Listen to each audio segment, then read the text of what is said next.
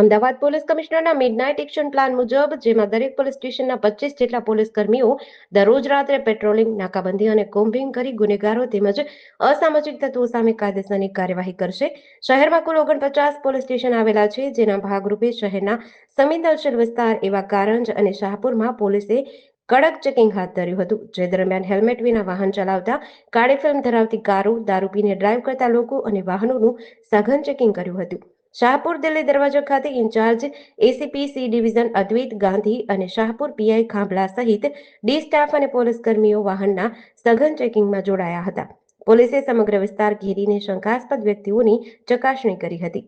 માનનીય સીપી સાહેબની સૂચનાથી અને જેસીપી ડીસીપી સાહેબની માર્ગદર્શનથી અત્રે હું ઇન્ચાર્જ એસીપી સી ડિવિઝન અમે વાહન ડ્રાઈવ અત્યારે રાખી છે અહીંયા દિલ્હી દરવાજા આગળ, અને તમામ જે 2 વ્હીલર અને 4 વ્હીલર જે શંકાસ્પદ છે, જેમાં કાળા કાચ છે અને જેમાં ફિલ્મો અમે અહીંયા તરત સ્થળ પર ઉતારવામાં આવે છે.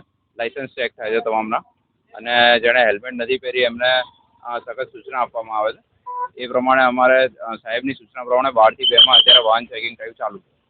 વેપન આજરોજ કોઈ વેપન જે છે એ નથી મળ્યા, પરંતુ જે કાળી કાચ છે, કાળી ફિલ્મના જે છે એના કેસ નોંધવામાં આવે છે અને કાળી ફિલ્મને જે છે સ્થળ પર જ ઉતારવામાં આવે છે પોલીસ દ્વારા.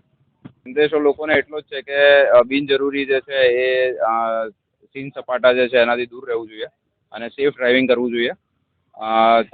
તમારી સુરક્ષા માટે જ છે પોલીસ, અને તમે તમારું જે છે કોઈક વાત શનિ રવિમાં તમે ફરો છો એ બધી વસ્તુ બરાબર છે, પણ સેફટી ફર્સ્ટ.